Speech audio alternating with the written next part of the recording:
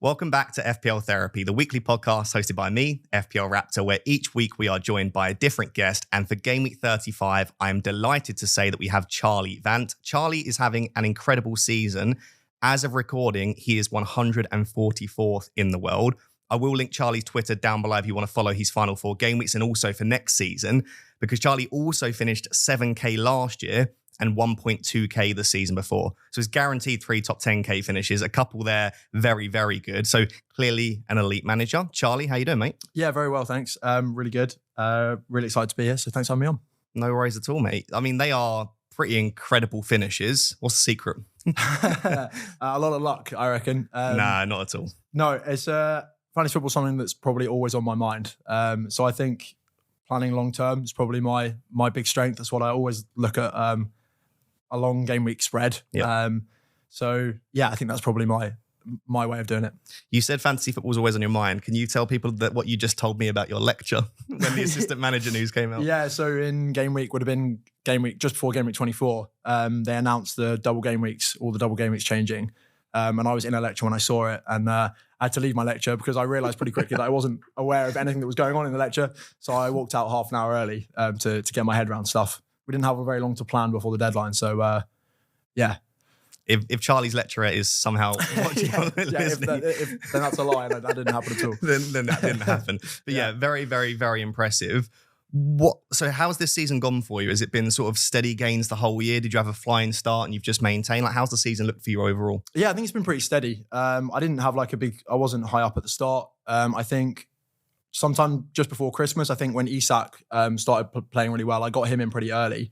I was on the right side of the Salah and Cunha in for Haaland around game week 6 or 7, whatever it was. So that was probably when it started going well. And I think I was around 2,000 or 3,000 at Christmas, and it's just been pretty steady since then. Okay, fair enough. And has this been your first time at those like top ranks, or have you been there before? Like you finished 1.2K in that season. Were you quite high up at any point? Yeah, Christmas of that season, I got up to 72nd was a live rank. Didn't stay to the end of the week, but I got the screenshot. Okay. So that's what mattered. Yeah, that's what matters. I think I reached 99th in the world once, and I was like, as soon as it happened on live FPL, I was refreshing, and it was just like a screenshot. Making sure you've got it. Yeah, absolutely. So target for this season, I think you said you're like 90 points off first, so probably not that. Probably a bit too far. Top 100 would be really cool. But other than that, kind of just staying at three-digit rank. You're only 7 points at the moment off top. Obviously, this is before the Thursday game, which could drop you or could actually gain you. Chris Wood. Considering you've got Chris Wood. Yeah. Okay. Awesome. Right, we're going to go through your team in a second. If you are, by the way, watching on YouTube, please do make sure to subscribe and drop a like on the video. I'd really appreciate it. And if you're listening on audio, please do rate 5-star. It really does go a long way. Only 4 episodes left now and only 4 game weeks left as well. So let's show the people your team. But obviously, this is your free hit team. Yes. We'll then discuss at the end of the video what your actual team looks like for sort of transfers and stuff like that. Yep. So reading it out for those on audio, you had Kepa in goal, who lost 3 bonus and a clean sheet. So it was 9 points he lost, was it? Late on? 7. 7 points late on, the clean sheet and the 3 bonus. That's pretty painful. 10 point, it would have been lovely. Yeah, it would have been very But nice. you had the perfect back 3 in Trippier, Sessegnon and 8 Nuri. Midfield of Salah, Palmer, Barnes and Luis Diaz. And then a front 3 of Isak, Cunha and Chris Wood. So as of right now, you managed to avoid the Raul disappointment, the Welbeck disappointment, the Evanilson disappointment. If Chris Wood returns, I mean, that's almost a perfect free hit, though. Yeah, and I've been on the right side of Chris Wood this season. I know there's a lot of people who are pretty upset about how many points he's got, but I've managed to get pretty lucky with it. So hopefully he can do the same on Thursday night. Yeah, I mean, already 90 points on a free hit is absolutely fantastic. You've got Brian Mbeumo on the bench, so you're hoping for kind of probably like a 3-1 Forest with a Chris Wood hat-trick. Yeah, exactly. Forest to concede and Chris Wood to score the goals. That's and the Brentford goal to be someone random. Kevin Schade. Kevin Schade, yeah. There we go. Yeah, but very, very nice free hit. You've just absolutely nailed that 3 defenders, and I think that's where most of the points have come from there. Cool. My free hit was 82 points, so I'm 8 points fewer at the moment. I had Pope in goal, which was nice, coupled up with Livramento. So the Newcastle clean sheet was lovely, but for Dan Burns to get 13 and Trippier to get 15, it's like I could have literally picked any of the other defenders and I would have done well. And obviously I did have 8 Nuri and Sessegnon too. So really it was a full house in the back line. It's just that Trippier 9-point swing is kind of painful. Midfield 4, Diaz, Salah, Palmer and Brian Mbeumo. So I still have Brian Mbeumo to play. I'm hoping that he does something, although I'm not expecting a huge score. Just anything would be nice. And then my front 3 was Cunha, Isak, Raul Jimenez. My big decisions before the deadline were, do I play Luis Diaz or Kluivert? And I got that one right. And then my next big decision was, do I start Raul or Evanilson?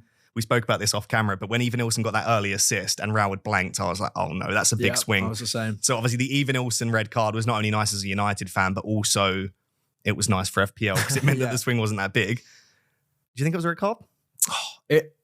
I don't think it was. I think when a player slips like that, it's difficult because obviously it was a dangerous tackle. I think his left boot came through, and if what player was he tackling? I can't remember who it was, but whoever he was tackling, if that boot had been on the ground, I think it was Mazraoui, it could have been really bad. The left foot came through with quite a lot of force, so I can see why they gave it a red, but it's pretty hard when you slip into a tackle like that. I mean, I'm about as big a United fan as you'll find, and I'm always biased, but I don't think that's a red. No, I'm assuming they'll appeal it. I think they'll probably get away with it. They have already appealed. I think we're expecting an announcement on. So at the time of you watching or listening, you might know people are saying it was reckless, but I think it was only reckless because he slipped. Yeah. Like he was coming in with quite a lot of speed, but at the point of him slipping, neither of his studs weren't showing. It wasn't already a high foot. I think the slip is what made it look bad. So I think given that Bruno's red card was overturned because of the slip, then I feel you've set a precedent there. Exactly. If a player I think reckless kind of implies that you know what you're doing and you do it anyway. And he didn't really know what he was doing. Exactly. I don't think the intention was there. Okay, cool, awesome. So 90 points for you, 82 for me.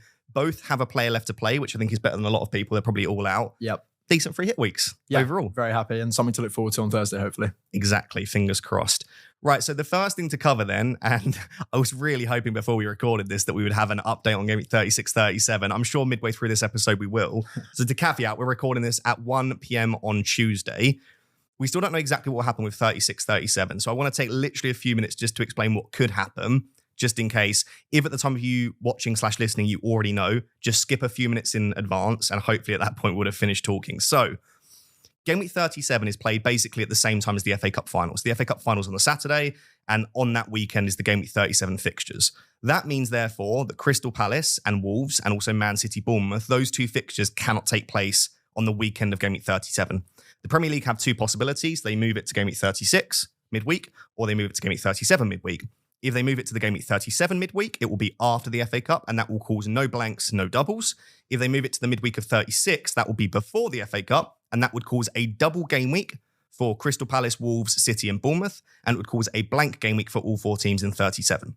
There is also the possibility that one of the games is moved to 37 and one is moved to 36. I think that's just less likely. I think they'll try to keep it fairly consistent there. As of right now, we are expecting it is more likely that the fixtures will move to 37 after the FA Cup final, in which case the FA Cup would not cause any blanks and doubles. It would be nice to just leave it there. However, Spurs have also put in a request that the GAMEWEEK 37 fixture against Aston Villa is moved to the midweek of 36 on the Thursday. The reason for that is they want a bigger gap between the GAMEWEEK 36 fixture and also, the GAMEWEEK 37 fixture and also the Europa League final if they were to make the final. Aston Villa have rejected that request on their end, so the Premier League have to decide, do they go with the Spurs request even though Villa have rejected it, or do they keep the fixture in the same place? All of that to essentially say, as of right now, we do not know there are any blanks or doubles. It could be as many as 6 teams doubling in 36 and 6 teams doubling in 37, or it could be 0. Chaos, Absolute chaos as of right now. The reason I actually don't think it matters too much for us recording this is every team has 4 fixtures left. So it's not like, normally when a team doubles, it's great because you get extra fixtures. But if you've not got a free hit or wild card to play, you're probably just getting 4 fixtures from all players. Like, yes, you could bring in more for 36 and then hit them out for 37, but then you're having to take hits. So really, for most people, I would imagine, even if there are doubles announced, it might change 1 transfer, maybe 2. But largely, you might even end up targeting teams that don't double because then they don't blank. Yeah, unless you've got a lot of free transfers saved up. I think getting players in for 36 when they're probably going to rotate before their FA Cup semi-final anyway, it's kind of pointless if you're going to have to hit them out in 37 anyway. So unless you've got the free transfers to do that, bench players, move people around, you're taking hits and it's probably not going to be worth it. Really. Yeah, a lot of these teams might rotate, as you say, for the FA Cup final. Spurs would obviously rotate, not that you'd want them anyway, but they'd rotate if they had the Europa League final. So it might be the teams that aren't in competitions. For example, like Aston Villa would be perfect to target against Spurs, but you'd probably want to target Aston Villa anyway for that Spurs fixture. So yeah, I don't think this will change too much with strategy. I'm expecting an announcement on today when we're recording this, Tuesday or Wednesday. The longer they leave it, it's now about 2 weeks to when they'd be rearranged. So they're really leaving it late if they wait any longer. If we don't get an announcement on Tuesday or Wednesday, I wouldn't be surprised if the reason for that is because they're moving to 37 rather than 36. We'll leave it there, though, just because I don't want, after us recording this, for this to be completely redundant. But just to note that there could be up to 6 doubles in 36 and 6 blanks in 37, or 0 blanks, 0 doubles. If you've got no remaining chips, you probably hope, as we do, that there are just no blanks and doubles. Yeah, and also just hold your transfers this week. Wait for the news, because the information's far more important than price change, especially this stage of the season. And even something as simple as Brentford Forest playing on Thursday. Exactly. Like, loads of people are already bought in Mbeumo, and that's brave. Like, he doesn't normally get injured, but you just never know. Exactly. Same with Visser, Wood. All the Forest players have good fixtures for the rest of the season. Both teams you want to target, so just wait till that game's done before you do anything. Perfect. Cool. You're going to love this first section that I want to talk about then. So, Liverpool win the title. Firstly, massive congratulations. So Charlie is a Liverpool fan. Great film, surely. Yeah, it was brilliant. We big housemate of mine is a big Liverpool fan. So we sat and watched, I don't know, an hour and 15 minutes of the coverage after, and we had it on at 1 o'clock before the United game because we knew they'd build up then. So yeah, we really made the most of the afternoon, and I'm liking the look of the graphic you're going to have on screen here. How many minutes of the coverage do you think I watched? I'm going to go for you watched the 90 minutes of Man United Bournemouth and switched off very quickly after. Yeah, I had no intention. But in all honesty, an incredible season. There are lots of narratives going around that this is the least people have cared about a title in years, and they limp to the finish. I think Liverpool's been great. And I say that as a United fan that hates Liverpool. Consistent, good defensively, good attacking numbers. Like, you look at the XG and the XGC, if you want to look at underlying data, just impeccable all season. Created the most chances, conceded the fewest chances. Just a great performance. And for Slot to do that in his first season, no one predicted it. No. Even the likes of like Jamie Carragher didn't have them as winning the league. Even the big Liverpool fans, we would have been very happy with kind of a fourth rebuild season. Didn't spend any money in the summer, so it's not even Slot's team really. But yeah, we've been brilliant the whole way through the season. I don't really agree with the limp to the title thing that people are saying. I don't really know. Your form recently has been really good. Yeah, lost 2 games all season. Yeah, obviously, we had the tough week with going out against PSG, losing the Carabao Cup final against Newcastle, which I was at, which was heartbreaking. But apart from those 2, we've been brilliant all season. I expect the same next year. I think it's what he's done with previous profile, like Gravenberch and Soboslai, 2 players that he's just played slightly, especially Gravenberch. He's just worked with what he's got. Yeah. And this is why I think the criticism comes from someone like Amorim, because Amorim arrives with a much weaker squad. I should know. Liverpool's squad is supremely better, but you expect a good manager to just adapt to the squad they've got. Like, you didn't have a very good 6. He just slaps Gravenberch in there and does a great job. So yeah, just really, really impressive. Fixtures for the remainder of the season: Chelsea away, Arsenal at home, Brighton away, Palace at home. What can we expect for the rest of the season from like an FPL perspective? Like, how strong are you expecting them to go? No Champions League, no domestic cup, so nothing else to play for.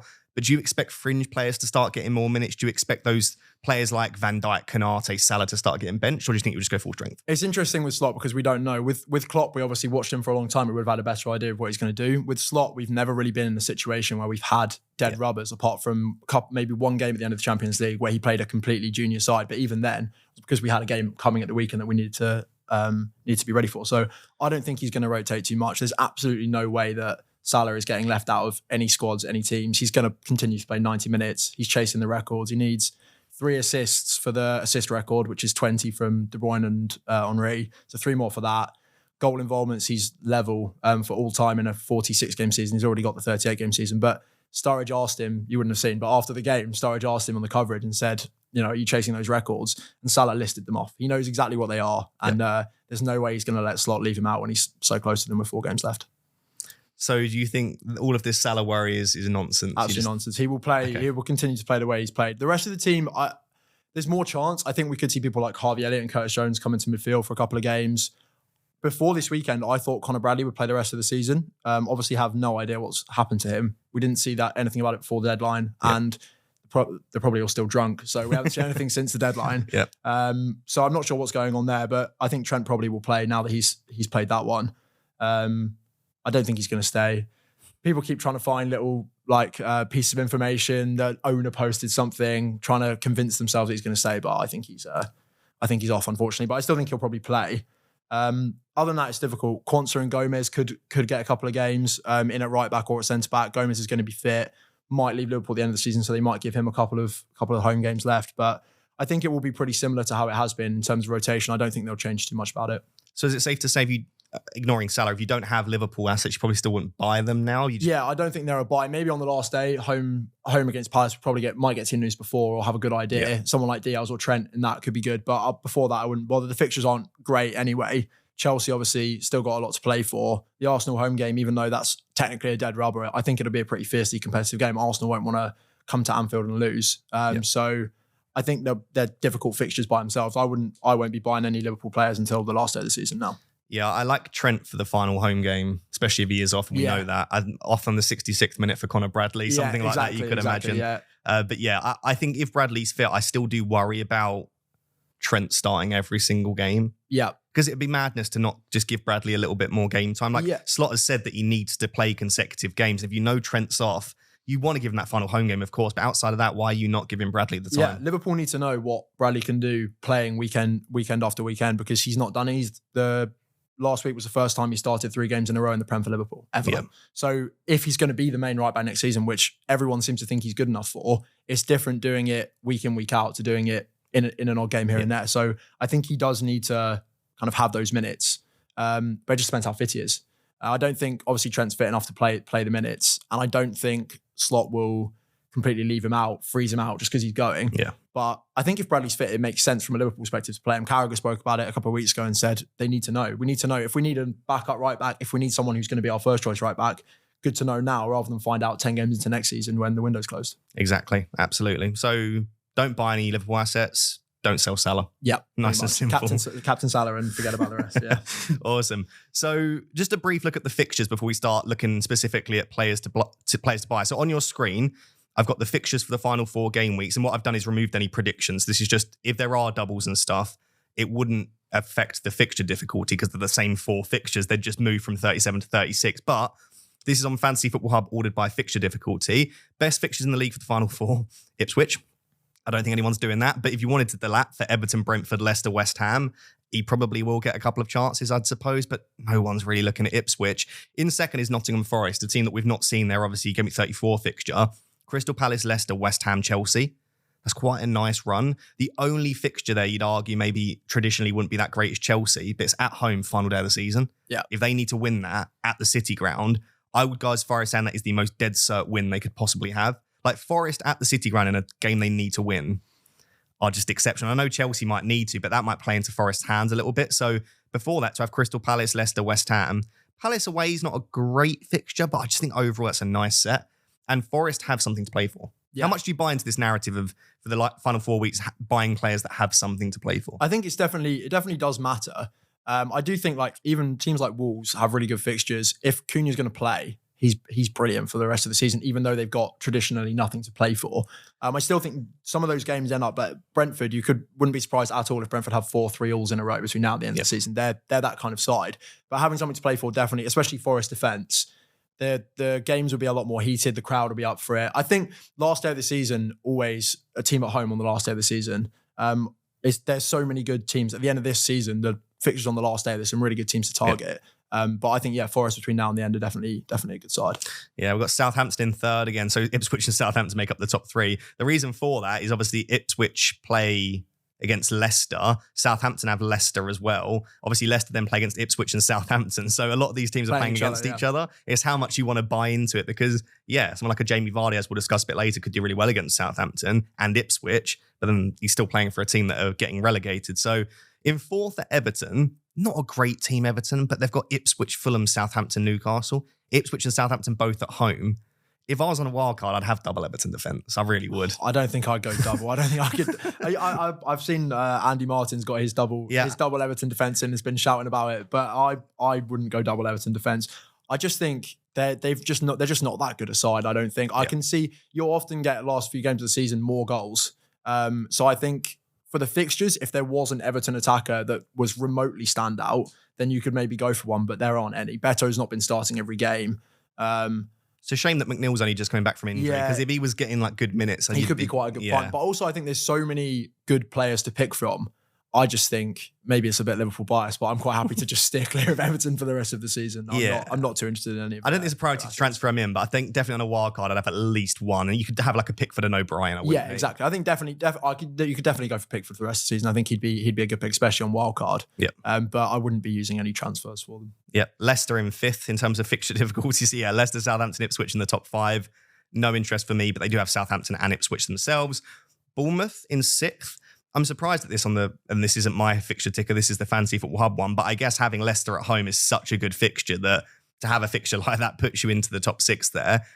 I do like the Aston Villa at home game as well. We know that Villa are much stronger at home themselves, but to have Arsenal away and City away, if I had Bournemouth assets, I'd be very happy to keep them, especially for that game week 38 game. If they've got a chance for 8th and they need to win against Leicester, that could be a big performance, but I'm not sure that I'd be desperate to go out and buy with those fixtures. No, not before. I think they're a key, especially if they end up with the double. Keep hold of them for now, definitely until the end of the week. But playing Arsenal and City, and then also until Leicester on the last day, they're kind of not priority. I've got Semenyo, and if they don't double, I'll either sell him or bench him until the Leicester game. And I don't think they're really a buy unless they double, in which case they could be.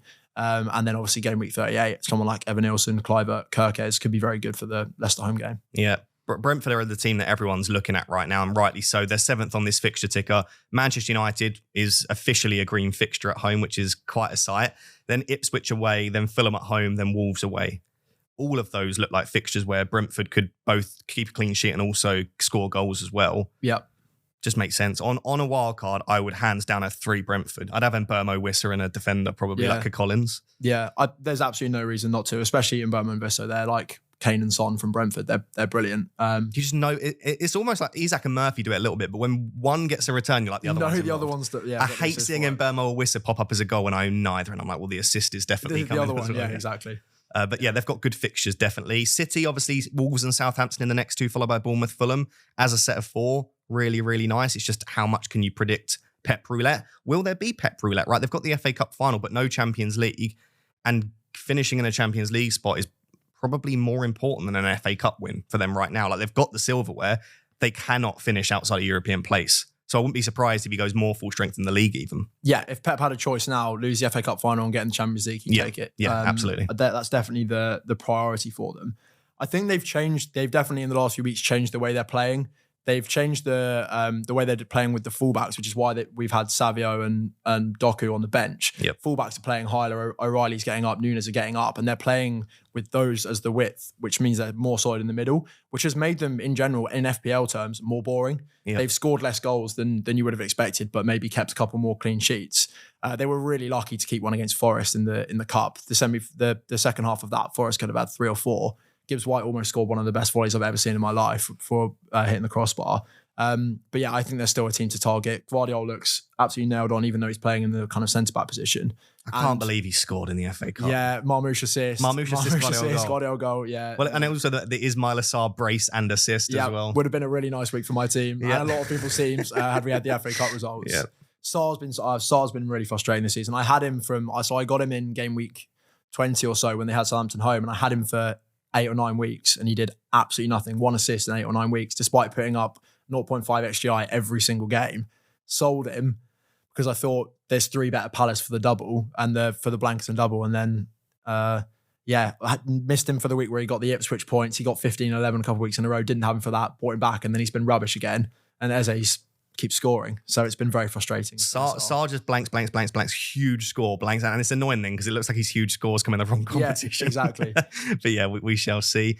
I think West Ham are a team that really stand out to me. Is like that on fixture tickers, they're maybe slightly lower down than I think they should be. Spurs and United in the next 2 around Europe is perfect. There's no better time to play Spurs and United. Forest at home's not great, but it is at home at least, so it's a game where you could see them at least scoring a goal. And then they finish in game week 38 against Ipswich. Neither team will have anything to play for. Might just be a bit of a free-for-all. You could see there being tons of goals in that game. Especially Ipswich away, proper go for it. So, yeah, I could imagine that being a really nice run of 4 fixtures. We'll talk about Jared Bowen a bit later, but if you want to target West Ham, I like it. The only other team then I've got a star next to, and if you're watching on YouTube, the teams with a star next to them is just teams that I would target their assets. Aston Villa. Fulham, Bournemouth, Spurs, United. It's a shame that the Spurs United games aren't this side of the Fulham Bournemouth, because I think then around Europe it'll be even better. we talk about teams that have something to play for. This is all Villa have to play for now. They're knocked out the FA Cup. They have no Europe. And Emery wants that Champions League spot. And at the moment, it is very close up there. So I think it will probably go down to game week 38, at least, maybe 37. I think Villa are going to be a team that if you don't already have 3 from, like everything to play for. Yeah, definitely fancy Villa, especially with the Rashford news. Yes. Watkins becomes a brilliant option. Isak's got, he's Isak, he can still score in every game, but it could be quite a nice differential to move off Isak onto Watkins. He's probably going to start every game. He's either one away or just become Villa's top Premier League goal scorer. I can't remember exactly what the record was. I saw Adam Hopcroft talking about it. But he's not going to be far away from that. He's got a point to prove, not someone who likes being on the bench, and he's probably going to get the last 4 starts. So I think he's a brilliant pick for the rest of the season. Yeah, I think he's going to want to put Villa off from buying another forward in the summer as well. He's going to say, like, I am the guy. Like, keep me as the number one. No point talking about the teams with bad fixtures because a lot of us own. So here's the thing: like if I read from 20th upwards, it's Chelsea, Liverpool, Brighton, Newcastle, Arsenal, Palace, Wolves. Like most of our players are in the bottom 5 in terms of fixture difficulty. It's going to be how much but you're not going to sell your Newcastle assets for Ipswich assets. So like it's how much do you want to target the fixtures for teams that don't really have the best assets, or do you just keep the better assets with tough fixtures? I think there is that middle ground, like I say, from like the Brentfords, the West Hams, the Aston Villas, where their fixtures are marginally better. They're the ones we probably want to target. And it all changes so quickly as well with Arsenal and Liverpool particularly. The next 2 games are quite tough. Well, Bournemouth at home isn't that tough, but obviously in between the Champions League games. Yeah. But once it gets to game week 37, Newcastle home, Southampton away for Arsenal is as good as anything. As anything you like. They're not going to have anything going on around those weeks. If they get to Champions League final, it'll be quite a long way after 38. I'd expect all the big assets to start 37 and 38. So I think if you've got Arsenal players, they're definitely worth holding, even if for the next 2 weeks, you only start one of your defenders, you bench Saka for a week or 2. If I had Saka, I think I'd be looking to keep hold of him. Because as someone who doesn't own him, I'm thinking I need to get him in for 37, 38, because he's going to start both of those. Newcastle, home, Southampton, away. I fancy him for those. Yeah, exactly. When each game week's 25% of the remainder of the season, remove one game week and this table fixture ticker is going to change a lot. Exactly.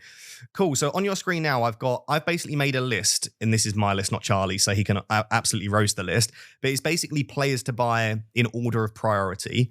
I've omitted popular assets like Marmoush because he's owned by so many of the, like Isak, etc. So you can feel free to go and buy those. I'll just read it out and then we'll talk through some of these players. So this is in order of priority if you have none of them this week and you're going to buy. In first, I've got Mbeumo. Second, Watkins. Third, Wissa. We've spoke about the fixtures for them. We spoke about Watkins. These are 3 players I want to target. Bowen in 4th and Chris Wood in 5th. Eze 6th, Kluivert 7th, Cunha 8th. I then got Schade and Damsgaard in 9th and 10th, and I'll explain why in a second. And I've got a couple of defenders just in case you're looking. Gvardiol has to be there, and I've chucked O'Brien in just because those fixtures are absolutely brilliant. So on Mbeumo, how critical is he to buy this week? I've looked at your team. I don't know that you necessarily have a perfect route to Brian Mbeumo. No, I could do Sarr or Rodgers up to Mbeumo. I've got the money for that. Okay. But I think he is a really good option for the rest of the season. But I think there are also other good players that you can go for. I don't think he's probably going to be the most popular captain. He's probably going to end up being the most owned player in the game. He's probably going to end up around 130, 140% effective ownership. So I think he will be really popular, and there's a good reason for that. He's second highest point scorer in the whole season now. I think if you're making transfers this week, he's the person to buy. But I don't necessarily think you need to make a transfer this week. I'm tempted to roll this week. It depends on the doubles, what kind of happens with that. But if the doubles got announced, I'm pretty sure I'd roll this week so that I could attack game week 37 with a couple of frees saved up. So I think he is important. If you're going to use your transfers, Mbeumo is probably the best pick for the rest of the season. But I don't think he's maybe as essential as other players we've seen before. No, because like I look at my team, and if I buy Mbeumo, I then have to bench one of Sarr or Rodgers. And I obviously think Mbeumo's better, but is he one transfer better? So it's a different conversation. We just spoke about Saka. Saka to Mbeumo is a move that everyone and their nan seems to be wanting to make. Are you saying that you probably wouldn't do Saka to Mbeumo if you had him? It's quite close. I think it depends on which player you'd play if you bench Saka this week. He might play, but I'm pretty sure he'll be on the bench against Bournemouth. So if I had him, I'd be looking to play my bench player, play my 8th attacker. If my 8th attacker was Rodgers or Sarr, then it becomes a harder decision because I think a lot of people who do Mbeumo to Saka this week, Saka to Mbeumo this week, will be doing someone to Saka in game week 37 just to get him back. Because I think when it gets to that point and everyone sees Newcastle home, Southampton away, and he's going to play both, you've got to. He's probably the best captain in the last game of the season. People will go Salah, but he's probably up there. So I think it's a lot closer than maybe people are thinking it's. That's why I actually avoided Saka. When we see my team later for game week 33, I went for De Bruyne, and I said before the game week, actually in isolation, I thought for game week 33, Saka was a better player. I thought he'd get one start out of the two. I didn't think it would be the way it did, that he'd play 55 and then 35, but I thought he'd get one start out of the two, and I thought De Bruyne would probably get the same, and he ended up starting both. But I knew that when it got to this point now, I was going to fancy having that De Bruyne Wolves home game rather than the Saka one, because I could see the Saka issue that everyone was going to have. Yeah. Again, I've given him too much airtime, Andy Martin, but he obviously said about it a lot. Obviously, he's on a different strategy, and his wild card now is not going to have any of the Arsenal players, not going to have any of the Liverpool players. Yeah. And I do think that's something that will set him up well. Yeah. For the rest of the season. I'm going to have a little bit of Man United propaganda, and people think, oh, Man United fan, they think they're great. I am the most pessimistic, hateful United fan ever. Like, I literally think we're rubbish. So I will make that very clear that I'm not an optimistic Man United fan at all. Watching us across the last few weeks, I've actually been very impressed with us defensively. Like, every time I watch us, I'm like, do you know what? Our issue isn't defense. Like, I think Casemiro's been really good in the back half of the season. Ugate's really good in there. Bruno is doing a lot of defensive work. And I think the three centre-backs that we're playing a lot of the time, Maguire's stepped up. Mazraoui's playing really well in there. I think Euro makes a few mistakes here and there, but largely very good. Our keeper's rubbish, and that is very clear, and he makes a lot of mistakes, but we're not conceding that many chances. So I looked into the data, and the data supports the eye test here. So across the last 6 games, we are 4th for XGC. So we're the 4th best defence in the league across the last 6. And you might think, oh, but you've had easy fixtures. We've not really had easy fixtures in that time. They've been kind of middling to lower half of the table. So I'm not saying that Mbeumo and Brentford won't absolutely tear us apart. And obviously the big point here is we're going to rotate so heavily that it's not going to be our first choice 11. In fact, it might literally be a B team. So that does come into it.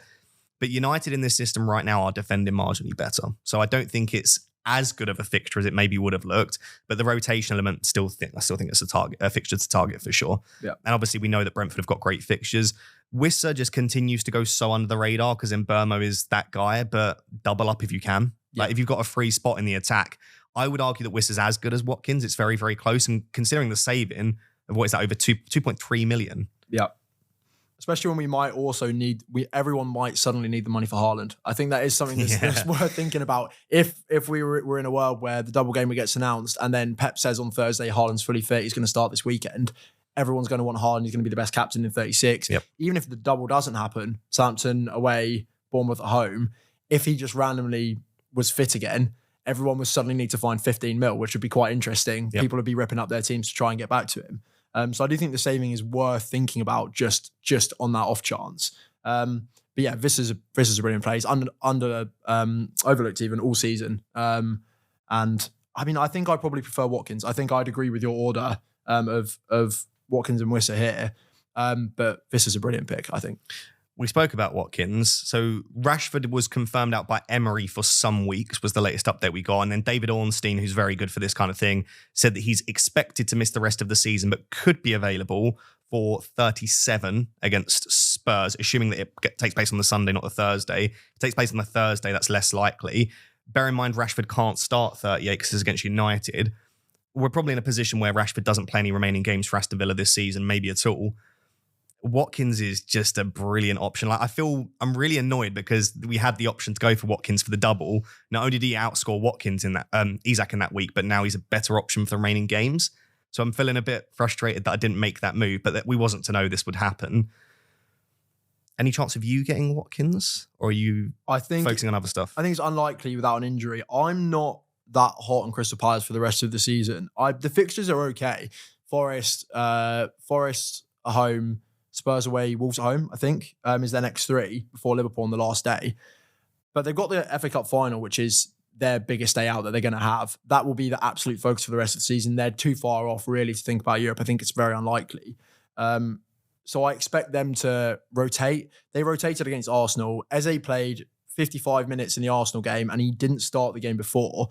I think they'll do the same. I wouldn't be looking to bring in any Palace players. I'd probably hold on to the ones you've got. I don't think Forest at home is a bad fixture. The Spurs game obviously isn't a bad fixture either, and neither is the Wolves games. They're not bad games. Yep. But I don't think I'd be looking to bring in Palace players. And actually, if the double doesn't happen, I would consider moving out a Mateta, a Sarr for those more exciting picks like Mbeumo or Watkins, just because I think their ceiling is higher between now and the end of the season. Yeah, Mateta to Watkins is something I'm looking at. It's just finding the funds to do Mateta to Watkins is quite tough. And I've got Isak sat there. I'm like, could keep. But Mateta's minutes have been a lot lower. If I had the money right now to do Mateta to Watkins, as much as I love Mateta, I'd be extremely interested. I was listening to Planet FPL on the way here, and James was saying that whenever Watkins plays Spurs, whether it's a double in 36 or in 37, he's captain material. Yeah. And he really is, because whether that game takes place on the Thursday or the Sunday, Spurs aren't putting out even close to a full strength 11 and this is big even if they do, they're terrible. Yeah, this is the thing. They should have conceded. And I know they made a lot of changes to the Liverpool game, but that really could have been 8-9, like quite easily. Liverpool should have had more. I didn't think we played that well to win 5-1 on Sunday. They're just really not that good. It could even be a point where their B team is better than their A team. Yeah, if a behind closed doors match happened, I wouldn't be that surprised to hear that the first team had lost. But I think Watkins, the Spurs and United games towards the end of the season, Villa so much to play for, have been so good, really weren't very good against Palace in the Cup, but have been so good recently. Against PSG, they were so unlucky. When Liverpool were knocked out by PSG, I was absolutely sure that PSG would win the Champions League. They were absolutely brilliant against us. But Villa got goals against them, played really well, and now I'm scared Arsenal might win it. Oh, God, don't. I'm not very big on Rodgers. Every time I watch him, he literally looks like he's going to pass out. He's so tired. Like, I've never seen a man look so tired. And the thing is, he can't be that tired because he keeps starting. And they've got very advanced sports science teams that they have like a traffic light system. If a player reaches red, it means they need to be rested. So he's obviously not just running Rodgers into the ground, but he just looks knackered every time I watch him. And I hate him playing on the right. Like, I really don't think he's, from an FPL perspective, very good on the right. So if I had Rodgers, I'd be happy to have him. I'm looking at probably starting him this week, but I don't know that I'd be going out there and buying Rodgers at the moment. Yeah, he's definitely not an essential person to bring in. I don't see him like that. But he is. You do think I would be very shocked if he loses any minutes in the last 4 games. He's played I think he started every Premier League game this season. Bar one, I think. Bar one. Having been a 5 million player at the start of the season, which is incredible. People were talking about him before, and I looked at him and then didn't go for him. And I think he blanked the first 3 weeks of the season. He got 2-2-2, having looked really good. And I got him in for the 4th week before he'd score, because I just thought this guy, he is an incredible footballer. If someone wanted to get him out of Villa in the summer, it would be 120, 130 million. He is seriously good. What price for next season do you reckon for Rodgers? He's going to have to be 7.5, 8 minimum. I think 7.5 at least. Yeah, he's going to have to be there. It'll be interesting with the pricing next season, because obviously Palmer's been so bad for the second half of the season out of nowhere, and the lack of Saka, even though he's obviously still a brilliant asset, the fact that he hasn't got any points because he's been injured always kind of brings a player's value down, because you don't view them in the same way. If they drop Palmer and Foden down to like 8.5 and like 8, then it's going to be. They really can't do that. Hopefully not. They really can't. Palmer's got to stay, because I mean, even Palmer. I mean, we both. You had him. Do you have him on your free hit as well, or did you? Yeah. So I really fancied him against Everton. I've had him the whole of this period in my team, and I really fancied him every single week. I thought he's going to score this week. It'll be this week, and I've 17 games or competitions without a goal now. Palmer. That is crazy. No one would have predicted that coming. And just no penalties as well. No penalties, apart from the Leicester one, which you missed. Yeah, even like, forget the open play. Like last season, there were just penalties flying in left, right and centre. So, yeah, Bowen in 4th on my list here. I've got Bowen already. Very happy to have him. Don't think I could put him ahead of the Brentford boys and Watkins, but just a great buy. As I said, there is literally no better time to play United and Spurs, right in and around the Europa League games.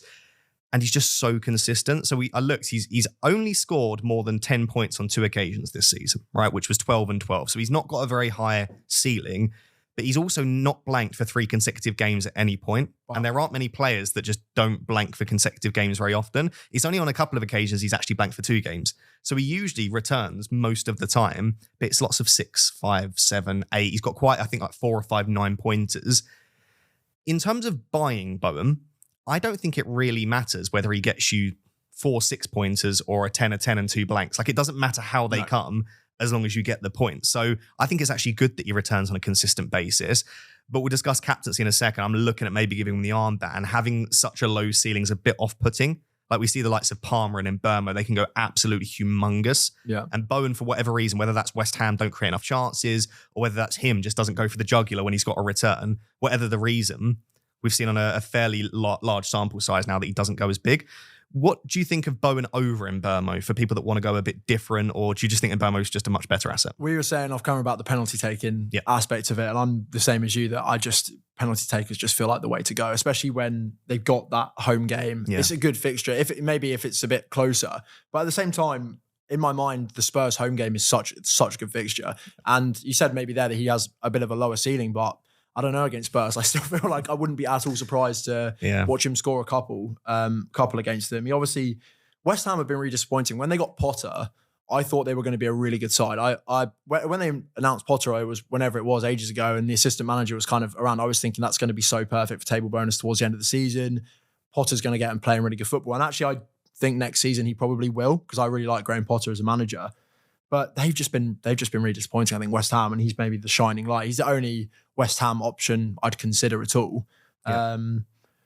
Paqueta on penalties is just a bit of a shame. It would be nice if it was Bowen. But I think he could be a brilliant pick for if I was on wildcard, I definitely would have Bowen in there for the last 4 games of the season. He'd be nailed in. But I think Mbeumo is just better for the rest of the season. Yeah, so I think Mbeumo and Bowen, best 2 midfielders to buy, and then Watkins and Wissa, best 2 forwards. Would you agree with that overall? Yeah, I agree with that. Cool. I think Chris Wood definitely deserves some discussion just because Nottingham Forest have great fixtures. He's got the best conversion rate in the Premier League. He is on penalties, and Forest have everything to play for. I'm going to call it a boring transfer, but what I mean by that is just a good transfer. It's just one of those where it makes a lot of sense, so it feels a bit boring. And also, Chris Wood is a bit of a 9-point merchant. Like, he's great for bonus points. He's got the 3rd most in the Premier League this season. I think he's got 39 bonus points, so really good for bonus points. Gets goals. If they score, it's going to be him, and they need to score goals. Exactly. Like, I could see him getting 3, 4, 5 goals across the last 4 game weeks. Yeah, definitely. He must be on 18, 19 goals for the season now as well. So he'll be really wanting to get to that 20 goal mark. He's going to play 75, 80 minutes in every game, more if they still need a goal. And yeah, he's just been in the form of his life this season. I know obviously the XG numbers aren't there, but he's getting chances. Forest have done it all season. Low XG, conceded more chances than they've had, and beaten people, and Wood's been a massive part of that. Yeah, I agree. Cunha's another forward that I think I'd be very tempted by. There is some risk. I just think his bonus points potential is stupid. So he's on 41 bonus points this season. To put that into perspective, Salah is the only player that has more with 52. And bear in mind, Salah's played a lot more minutes than Cunha, and Salah is Salah.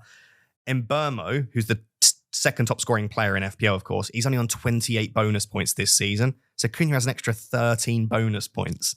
So if that's 4 bonus points, 4 games at 3 bonus points a game, more than Mbeumo. Yeah, he feels like he starts on 10 BPS. And bear in mind, like, Mbeumo is good for baseline bonus because he's creative and he takes set pieces and his shots are normally on target and he draws fouls. Like, Mbeumo's a player that is good for bonus, and he's still nowhere close to Cunha. As you say, literally, he has to breathe and gets the amount of time. He's 2, 3, or 4 occasions this season he's been on bonus points with no returns. Yeah, and he came off the bench a couple of weeks ago, and they'd already scored a couple, and he was straight onto bonus, scored straight onto bonus. I don't even know how he did it. He was only on the pitch for 20 minutes, so I don't really understand how he manages that. But he's such a good footballer. If he does end up signing for United, I think that could be an unbelievable signing. He's been touted all season as going to be perfect for one of those 2-10 roles that United are playing. Yep. I think he's a brilliant footballer. Whenever I watch him play, I think he's incredible. He's far better than Wolves are as a club. He's a much better player than that. He should be in the Champions League. He should be at that level.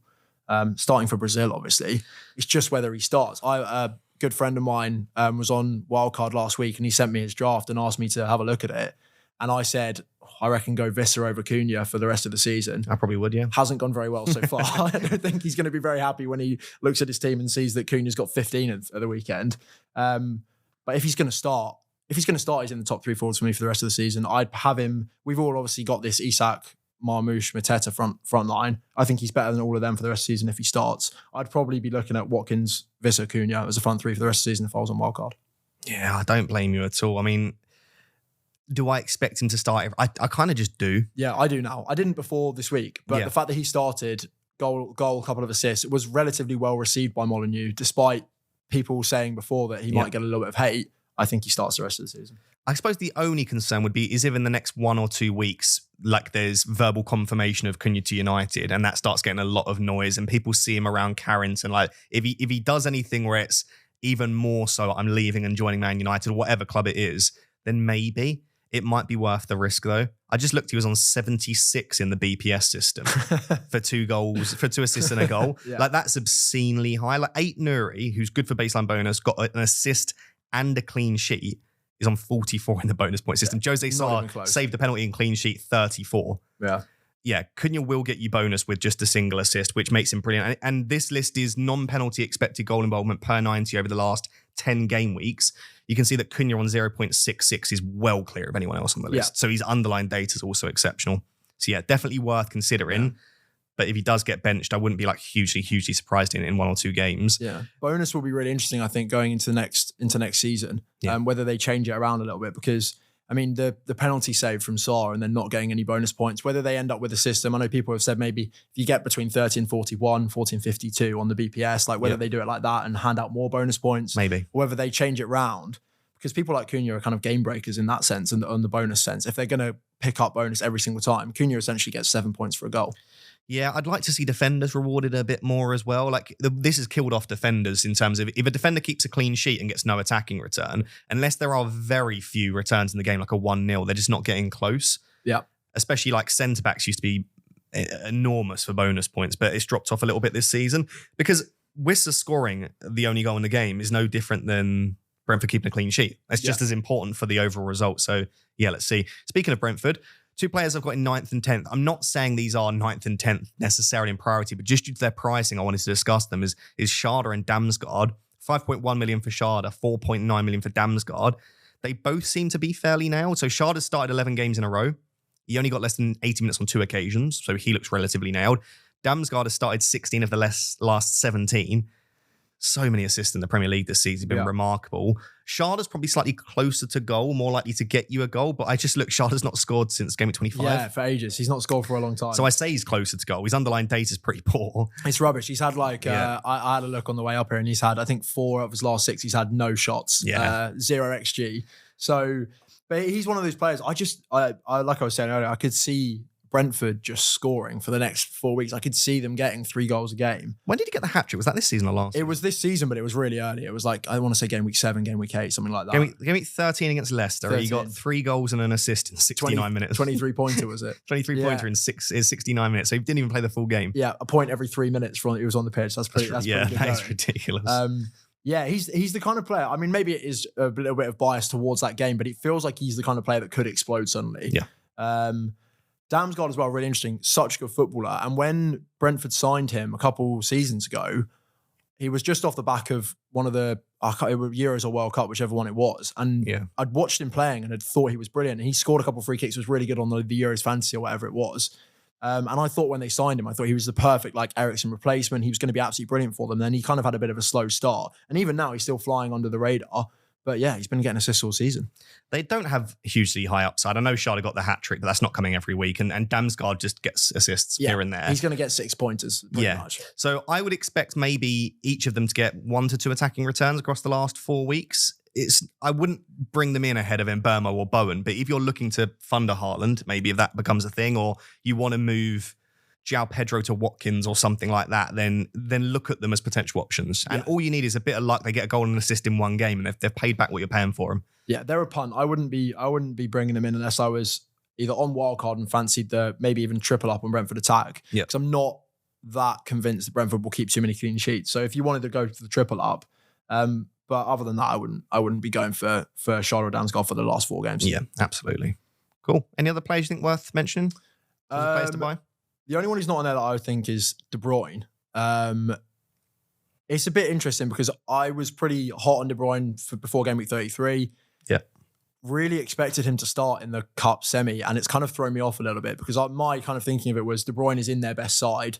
City are going to want to play their best side for the rest of the season. He said he's playing pain-free. He's played pretty well, looked pretty good without really getting any returns.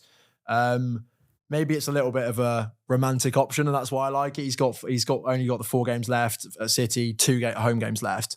But I think if we got news before the deadline on Friday night that De Bruyne was starting, he's a brilliant pick for the rest of the season. Southampton away in game week 36, Bournemouth in 37. He has to start the Bournemouth game, last game at the Etihad, and you'd expect him to start the last game of the season as well. So I think he's nailed on for probably 3 out of 4 starts for the rest of the season. Obviously, the fixtures are really good. City lots to play for.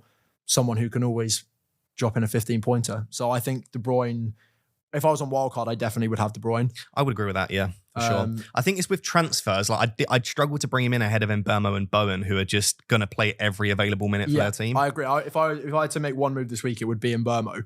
But yeah, I think he's an interesting option. If you didn't want to go for the Mbeumo route, or you've already got Mbeumo and Bowen, whatever, could be a really nice route off of Saka if we find out that he's starting before the deadline on Friday night. I think Gibbs White's probably another player I was tempted to put in there. It's just his underlying data is so bad. Like, it's worse than Schade and Damsgaard, who have already got bad data. So he's not really showing much, but he plays most minutes. Again, Forest have everything to play for. I think if I was on a wild card, we've not built a wild card draft here, but it probably would be Bowen, Mbeumo, De Bruyne, Salah, and maybe Gibbs White would sneak in as the fifth midfielder. Gibbs White and Elanga, and then also the defence as well. I mean, I doubt anyone's going to be wanting to use a goalkeeper transfer to bring in Sells, but no one's going to be surprised when he is the top scorer for the last 4 weeks. Exactly. He just keeps keeping clean sheets. For sure. And I think Nico Williams as well. I've got Williams on my bench, and I'm pretty happy with that for the rest of the season. Leicester home in 36, like a really nice fixture for them. I'll be really interested to see how Forest do in the last four, because we haven't even seen their game against Brentford, but I just think that it could go either way. They could crumble, or we could see 4-1 nils in a row. Yeah, and everyone's really willing them on. All the neutrals, if you haven't got a team in the Champions League race, you want Forest to be in there. We all want Forest to kind of get there. I think the second half against City made me feel a lot better about their chances. They were so good against City in that second half and really unlucky not to get anything. So I think between now and the end of the season, they could definitely get in the Champions League. I really hope they do. I would love to see a world where it's Villa, Newcastle and Forest, but I think it's unlikely. That'd be the dream. Get City and Chelsea to drop out the bottom, that would be really nice. But it's unlikely that they all make it. Cool. Right. Final thing then for sort of the big discussions is captaincy. We've already discussed a lot of these players in terms of buying, selling, etc. But let's focus specifically on this week. So on your screen, I've got, I think, my 9 top options. So I've got Bowen, Mbeumo, Wissa, De Bruyne, Salah, Marmoush, Isak, Watkins, Eze. I'm just going to go through now and just tell you what FPL Review, which is the big model that everyone loves to use. I've got bookies odds, and then I've got a captaincy poll from Twitter. So just give you a bit of an idea about what algorithms, odds, and people are generally thinking this week. So FPL Review, which again, if you've not used FPL Review, it's a very popular model and algorithm that a lot of analytical people like to use and rely on. So they've got Mbeumo top with 6.7 and then Palmer second with 6. But they've actually got Palmer as the top scoring player for the final 4 game weeks. It's so tricky because his numbers are still there. Great numbers. He's still penalties, putting the numbers up, penalties.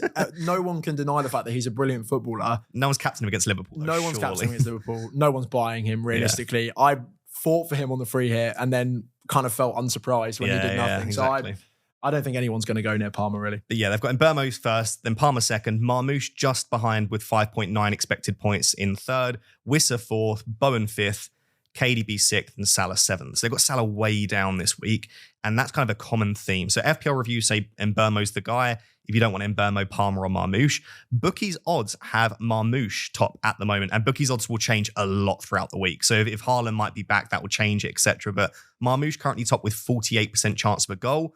Watkins 42%, Isak 42%, and then Wissa and Mbeumo with 40.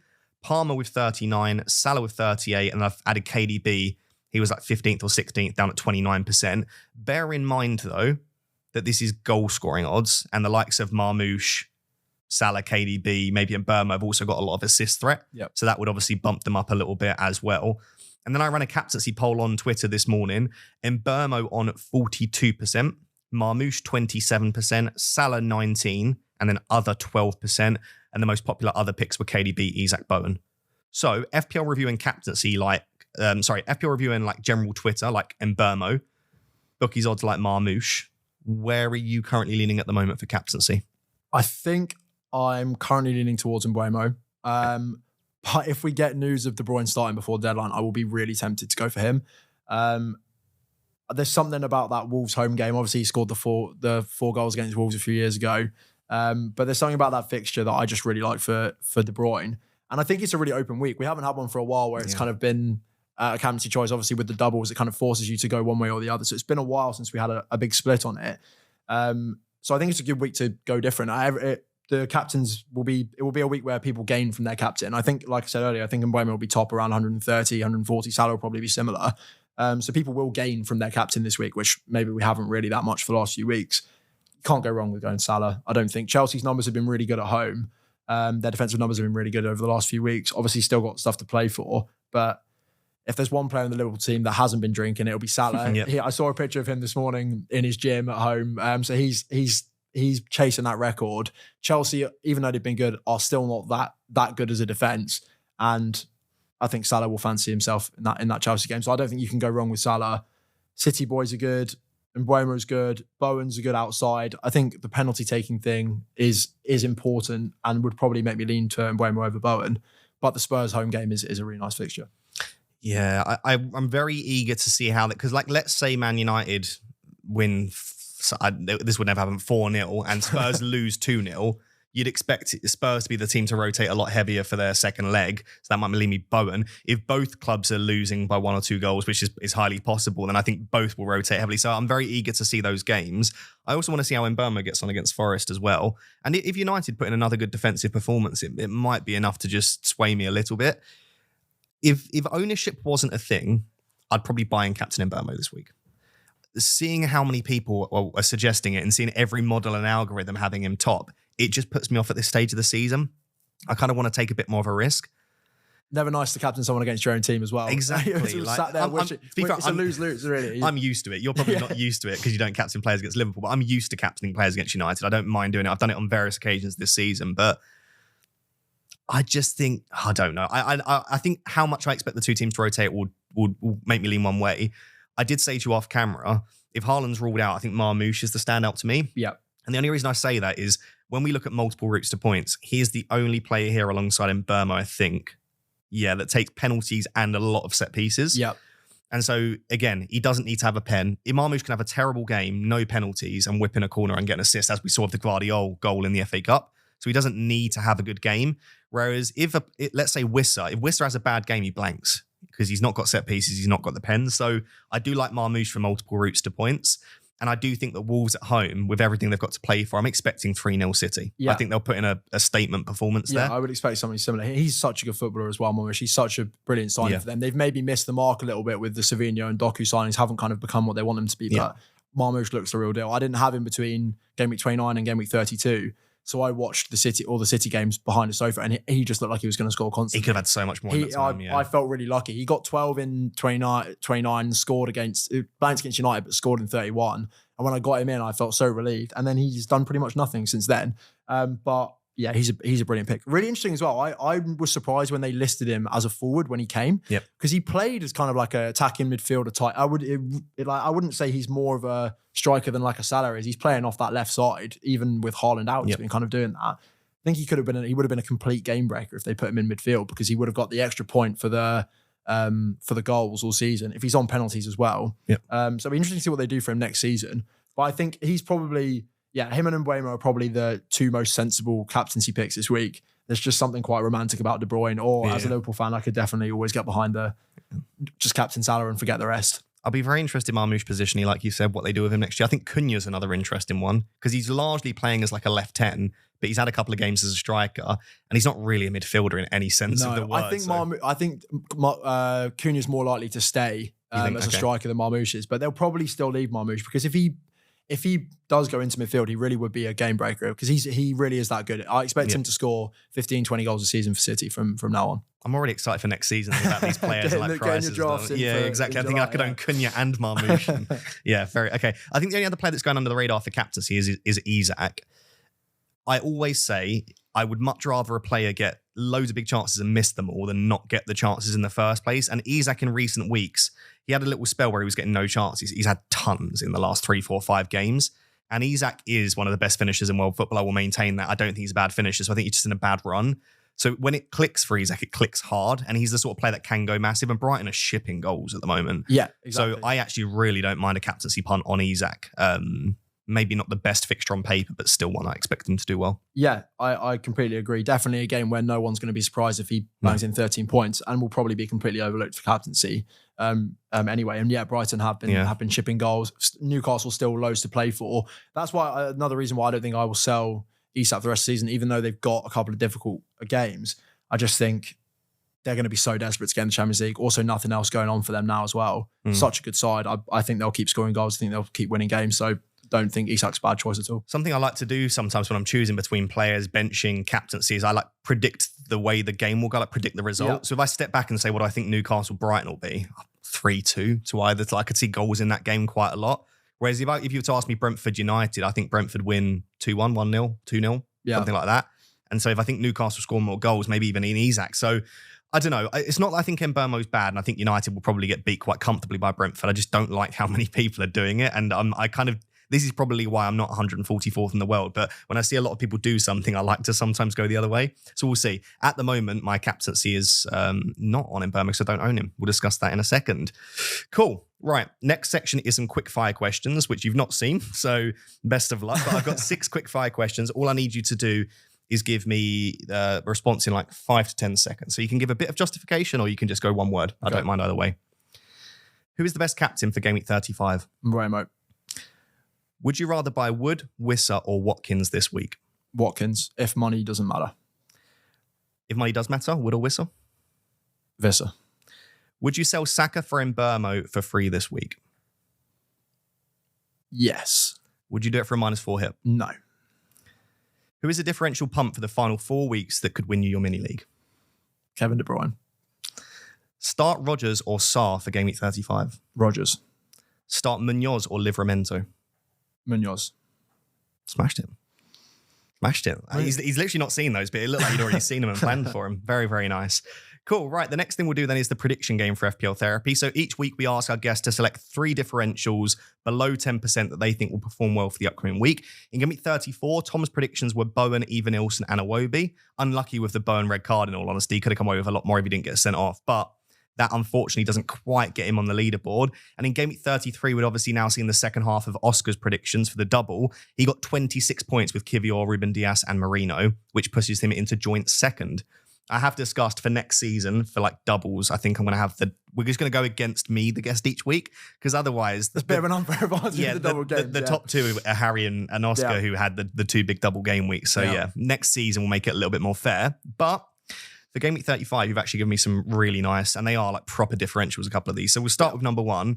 You spoke about being romantic. Yeah. This is about as romantic as they come. Yeah. Jamie Vardy, Southampton at home. Yeah.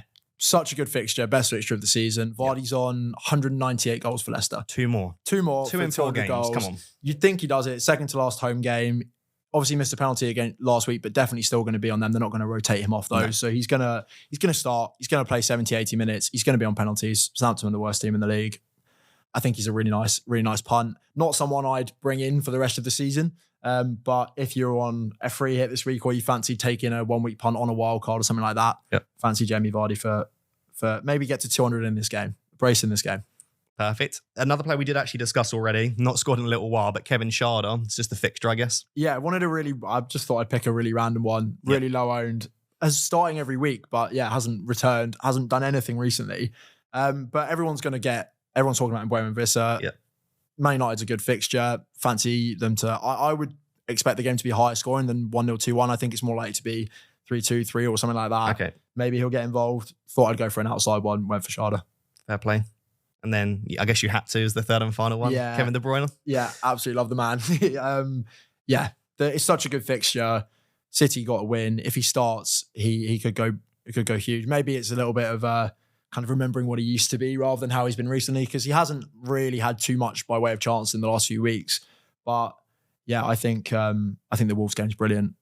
Friday night, I like that if we find out he starts. Yeah, I like it a lot. It's so weird seeing United as a green fixture and Wolves as a grey fixture. It must be quite painful to look at. I mean, that's pretty unfair as well. I think Wolves are pretty much maybe the form at the moment, but I would probably have them on a similar tier at the moment. That is if you want to sum up the pain of being a Man United fan this season, it's that we've become a green fixture. And also Southampton are that bad that they've banged out the 1 in the fixture difficulty rating, haven't they? Yeah, exactly. We were talking about at home about whether we'd ever seen it before, and I actually live with a Huddersfield fan.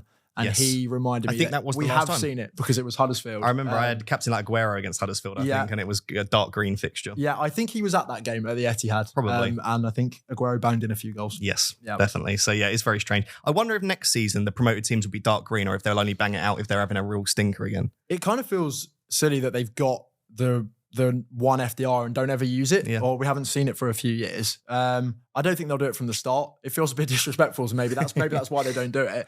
But I don't think they'll wait as long into the season as they have this season, because you could have put Southampton and Leicester at ones after 3 weeks, and you would have been bang on. Yeah, fair enough. Cool. Right, final thing then is just to discuss our teams for Game Week 35. So you're starting with 1 free transfer and 3.4 in the bank. I'll read out your team for those on audio. So you've got Raya in net, a back three of Munoz, Gvardiol, Saliba. It's in fact the exact same four as I've got. On the bench, you've got Nico Williams and Nuri. So defensively, very well set up for the remainder of the season. Midfield four of Sarr, Rogers, Salah, and big boy Kev with the armband. And then the front three of Isak, Marmoush, Mateta. And then your eighth attacker is Semenyo on the bench. Plans for this week? If we don't get any doubles that happen and it just kind of goes as expected, I'll probably do Sarr to Mbeumo. Okay. It's probably the move I'll make. I really fancy Semenyo in that Leicester fixture at the end of the season, and I'm not that hot on Palace for the next few weeks, even though the Spurs away game and the Wolves game could be good. I think I'll probably do Sarr to Mbeumo, and then I've got a captaincy decision to make, which would probably come down to the team news. If we find out De Bruyne's starting, if there was any doubt, I'd just go Mbeumo and play it safe. Because I'll probably still get benefit off De Bruyne anyway. But yeah, I think most likely move is probably Sarr and Mbeumo and captain him. It's probably the most likely thing I'll do. How much risk are you planning on taking at 140th in the world? Do you want to just push because you might not get this opportunity again? Or are you like, actually, I kind of just want to maintain my top 1K? I don't really play risk that much. Like I won't make crazy decisions. I won't bring anyone that like has a weird fixture that I just kind of fancy. I wouldn't do anything like that.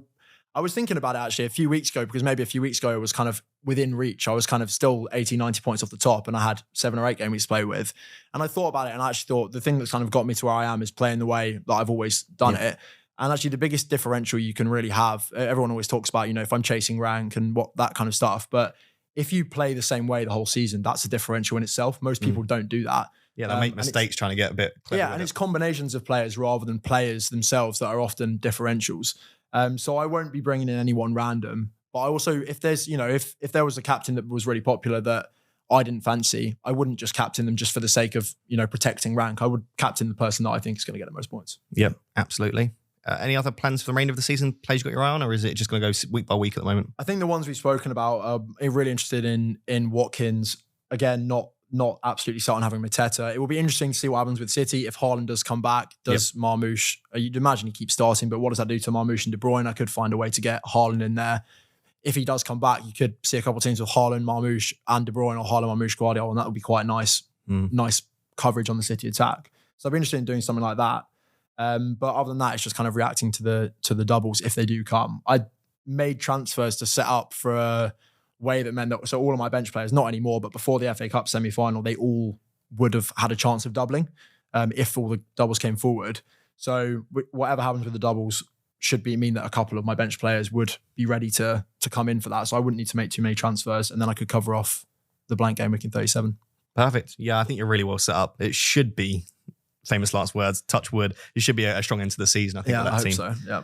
Perfect. Right, my team, exactly the same back four: Raya, Munoz, Gvardiol, Saliba. Midfield is where the transfers probably most likely to take place. So I've got Bowen captain at the moment. I don't know how much that will stick because of the pens, but maybe I just ignore pens for 1 week. I've got Salah, Rogers, and Saka starting at the moment with Ismail Sarr on the bench. And then, the front three that everyone has of Marmoush, Mateta, Isak. On the bench, I've got, Sarr, Konsa, and Bradley. Bradley is an issue, but only if we get blanks and doubles, I think. Because if we get blanks and doubles, I'll need him in 37, and I don't know that I can rely on him. But if we don't, then I can just start that same back three with Konsa rotating in. I don't think I'll need to take him out if that's the case, so let's wait and see. My big decision is, do I do Saka to Mbeumo? It makes sense on paper. A lot of people are doing it. It would mean benching one of Sarr or Rogers. I don't have another good route to Mbeumo because I don't want to sell Bowen. I'm not selling Salah. And I think as much as I don't love Rogers as an asset, he's cheap. I can't really get him easily to Mbeumo. Yeah, and it's definitely not worth the hit. Yeah, it's not worth selling him as well. Exactly. So Saka to Mbeumo, if I do that or not. Yeah. Which way are you leaning at the moment? I'm leaning towards probably doing it. But so we're recording this before Saka might have been even picked up an injury in the game. We're recording this on Tuesday afternoon. He will have limped off either way. He will have limped off around the 80th minute. Yeah. So if Saka is a doubt in any regard, or we just think there's a good chance he doesn't play, I'll sell him. If he gets like 70 mins, looks super fit, scores a goal, he's going to play 90. But I don't know, if there's something that makes me think Saka will start, I'll probably keep him. Again, as you said, though, I'm probably going to want him in 37, 38. So part of me is wondering, do I just play Sarr, bench Saka, go without Mbeumo altogether and take a big risk? But watching Mbeumo twatting his fourth goal against the team that I support is going to be very, very painful. At 140% ownership, exactly. That's going to hurt. So I don't know if going against Mbeumo is a risk I want to take. So I probably will do Saka to Mbeumo. At the moment, I don't plan on captaining Mbeumo though, because I think I can at least differentiate there slightly. Yeah. So so Bowen or Marmoush would be skipper? Yeah, at the moment, Bowen. If we get news Haaland's out, I'd probably go Marmoush. Yeah, I think, and then Bowen's so lowly owned that if he does something, I'd just be buzzing anyway. Like he'll gain me quite a lot. And do you think you'd look to bring? So if you did do Saka to Mbeumo, would you then be looking at getting Saka back for 37? I think I just have to go without. Go without. I guess you could probably go for a Trossard, Martinelli, someone like that, just as likely to outscore Saka in the last couple of weeks. Yeah, exactly. And I'd probably just do it for 38 in that case. But the game with 38 is always fun. There's always one punt that you can go for. Bournemouth, I don't have any Bournemouth. They've got Leicester at home. Yeah. So it might be that instead of Arsenal, I actually just go for an Even Ilson or I always end up with Kulusevski on the last day of the season. No idea how it happens. But wait, have they got in 38 this year? I don't know, but I probably won't. Well, I definitely won't be going for Brighton at home. It's not terrible. I bet Kulusevski's going to score a brace now. But I had him for Norwich a couple of seasons ago when Son was trying to break the Premier League goal scoring record, and I think they won 5-0 or something. There you go. And Kulusevski just kept saying they won't be winning 5-0 against Brighton. They won't be winning 5-0. No, they won't. Definitely not. Okay, perfect. Let us know what your plans are down below in the comments. But that is it, mate. Thank you very much for coming on the podcast. Thanks for having me. It's been good fun. Hopefully, fingers crossed, you get some FPL Therapy good luck. Most guests after FPL Therapy got a run of green arrows. That would be perfect. That would be perfect for the final four. Yeah, if you want to follow Charlie's journey throughout the remaining 4 game weeks and go and support him, I'll link his Twitter down below in the description. Go check it out. Any plans for YouTube content, podcast content, or anything like that? Or are you too busy? Not fancy it? Definitely not too busy. I'm a uni student, so there's plenty of time, but not any immediate plans. But I wouldn't say no. Let us know in the comments if you think Charlie should start his own channel of some kind. But you've done really well today. To be fair, when you messaged me, I was a bit like, because like you could have been. I've never filmed any like speaking about fantasy football, but I do talk about it constantly. So I thought I'd probably be all right. No, you've done a great job, mate. But yeah, if you have enjoyed the episode today, please drop a like on YouTube. Make sure to subscribe, rate 5-star on audio as well. I do really appreciate it. And until next time, thank you very much. Bye-bye.